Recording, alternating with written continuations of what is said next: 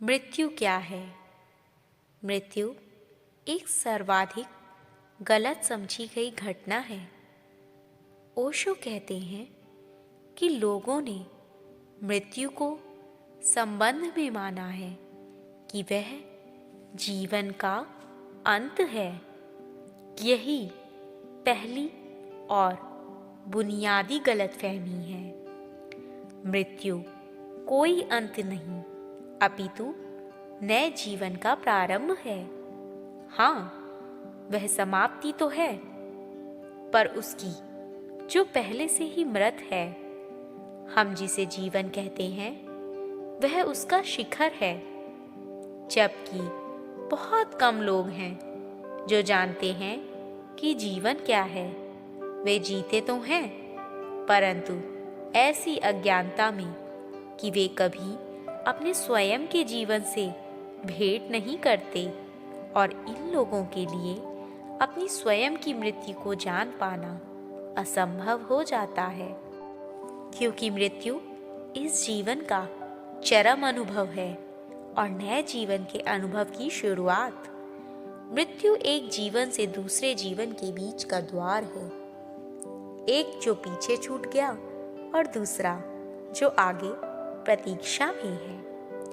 मृत्यु के बारे में कुछ भी कुरूप नहीं है, परंतु व्यक्ति ने भयवश मृत्यु जैसे शब्द को भी कुरूप बना दिया है, उसका बहिष्कार कर दिया है। लोग उसके बारे में बात ही नहीं करते, वह इस शब्द को सुनते तक नहीं। इस भय के कारण है। यह भय इसीलिए उठता है क्योंकि मृत्यु हमेशा दूसरे की होती है। तुम मृत्यु को हमेशा बाहर से ही देखते हो और मृत्यु तुम्हारा भीतरी अनुभव है। यह प्रेम को बस बाहर से देखने जैसा है। तुम प्रेम को वर्षों तक देखते रह सकते हो, परंतु प्रेम क्या है तुम कभी ना जान पाओगे। तुम प्रेम की अभिव्यक्तियों को तो जान लोगे, परंतु स्वयं प्रेम को नहीं। यही हम मृत्यु के संबंध में जानते हैं, बस सतही अभिव्यक्तियां। श्वास रुक गई, हृदय गति थम गई। वह व्यक्ति जो बात करता था, चलता फिरता था, अब नहीं है, बस लाश पड़ी रह गई है बजाय एक जीवित शरीर के। यह सब तो बाहरी लक्षण है। मृत्यु आत्मा का एक शरीर से दूसरे शरीर में हस्तांतरण है, या फिर कुछ संदर्भों में जब कोई व्यक्ति पूर्ण जागृत हो गया है, तब एक शरीर से पूरे ब्रह्मांड के शरीर में पहुंच जाना है। यह एक महानतम यात्रा है, पर तुम इससे बाहर नहीं जान सकते। बाहर से तो केवल लक्षण ही मिलते हैं, और इन लक्षणों ने लोगों को भयभीत कर दिया है।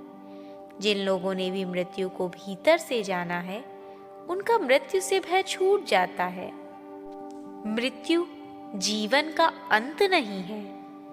ओशो कहते हैं, मेरे सन्यासी मृत्यु का भी उत्सव मनाते हैं, क्योंकि मेरे लिए मृत्यु जीवन का अंत नहीं है, बल्कि वह तो जीवन का उत्थान है, एक परम शिखर है। वह जीवन का चरम है।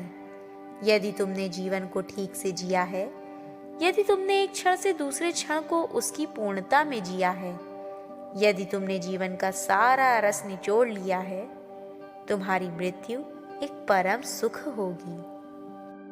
मृत्यु जो सुख लाती है, उसकी तुलना में जीवन का कोई भी सुख कुछ भी नहीं है, परंतु वह उसी व्यक्ति को मिलता है जिसे पूर्ण होने की कला आती है। मृत्यु जो सुख लाती है, उसकी तुलना में प्रेम का सुख भी फीका ही है।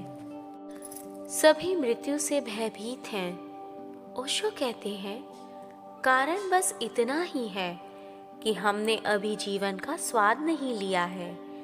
जो व्यक्ति यह जानता है कि जीवन क्या है, वह कभी मृत्यु से नहीं डरता, वह मृत्यु का स्वागत करता है। जब भी मृत्यु आती है वह मृत्यु को गले लगा लेता है, वह मृत्यु का अभिवादन करता है। वह व्यक्ति मृत्यु को एक अतिथि की भांति स्वीकार करता है। जिस व्यक्ति ने यह नहीं जाना कि जीवन क्या है, उसके लिए मृत्यु शत्रु है, और जो व्यक्ति जानता है कि जीवन क्या है, उसके लिए मृत्यु जीवन का परम उत्थान है। लेकिन सभी मृत्यु से भयभीत हैं, वह भी संक्रामक है। तुम्हारे माता पिता मृत्यु से डरते हैं, तुम्हारे पड़ोसी मृत्यु से डरते हैं। अपने आसपास इस सतत भय को देखकर छोटे बच्चे भी प्रभावित हो जाते हैं। सभी मृत्यु से डरते हैं। लोग मृत्यु के बारे में बात करना भी नहीं चाहते। दुनिया में केवल 2 ही निषेध रहे हैं, प्रेम और मृत्यु। यह बहुत विचित्र बात है, क्योंकि यह दोनों ऐसी निषेधित बातें रही हैं जिसके बारे में कोई बात ही ना की जाए, जिन्हें टाल दिया जाए। वे गहराई से जुड़ी हुई हैं। प्रेम जीवन को दर्शाता है, क्योंकि सभी कुछ प्रेम से आता है, और मृत्यु अंत को दर्शाती है। दोनों ही बातें निषेधित रही हैं। प्रेम के बारे में बात मत करो और मृत्यु के बारे में भी बात मत करो। और यदि मृत्यु ना हो तो जीवन में कोई रहस्य नहीं रहेगा। जिस पर ओशो कहते हैं, एक धार्मिक व्यक्ति, एक रहस्यवादी व्यक्ति मृत्यु के रहस्य को खोलने की चेष्टा करता है।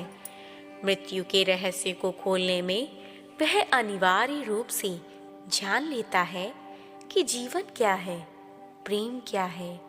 वे उसके लक्ष्य नहीं है। उसका लक्ष्य तो मृत्यु में प्रवेश पा लेना है, क्योंकि मृत्यु से बढ़कर कुछ भी रहस्यपूर्ण नहीं है।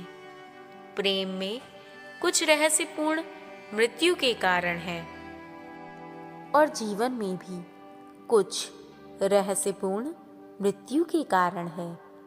यदि मृत्यु विलीन हो जाए तो जीवन में कोई रहस्य नहीं रहेगा। तभी तो किसी मृत वस्तु में कोई रहस्य नहीं होता। एक लाश में कोई रहस्य नहीं होता, क्योंकि वह अब और मर नहीं सकती। तुम सोचते हो कि उसमें कोई रहस्य इसलिए नहीं है क्योंकि जीवन चला गया। नहीं, इसमें रहस्य इसलिए नहीं है क्योंकि वह अब मर नहीं सकती। उसमें से मृत्यु विलीन हो गई, और मृत्यु के साथ जीवन भी अपने ही आप विलीन हो जाता है। जीवन केवल मृत्यु की बहुत सी अभिव्यक्तियों में से एक है। ओशो कहते हैं, तुम्हारे भीतर मरने के लिए कोई नहीं है। लोग मृत्यु से नहीं डरते, वे अपनी अलग पहचान खोने से डरते हैं। वे अपना अहंकार खोने से डरते हैं। एक बार जब तुम अस्तित्व से अलग महसूस करने लगते हो, तब मृत्यु का भय खड़ा हो जाता है, क्योंकि तब मृत्यु खतरनाक लगने लगती है। तब तुम अलग नहीं रह जाते। तुम्हारे अहंकार, तुम्हारे व्यक्तित्व का क्या होगा? और तुमने इस पहचान को इतनी देखभाल, इतनी मेहनत से बनाया है कि तुमने अपना पूरा जीवन इसी की सांच सवार में लगाया है, और मृत्यु आकर इसे नष्ट कर देगी। यदि तुम समझते हो, यदि तुम देखते हो, यदि तुम ऐसा महसूस और अनुभव कर सकते हो कि तुम इस अस्तित्व से अलग नहीं हो, कि तुम इसके साथ एक हो, तब मृत्यु का सारा भय विलीन हो जाता है, क्योंकि तुम्हारे भीतर कोई नहीं है जिसकी मृत्यु हो। पहली बात तो यही है कि भीतर बिल्कुल कोई है ही नहीं। अस्तित्व तुम्हारे द्वारा जीता है। तुम्हारी मृत्यु बताएगी कि तुम कैसे जिए।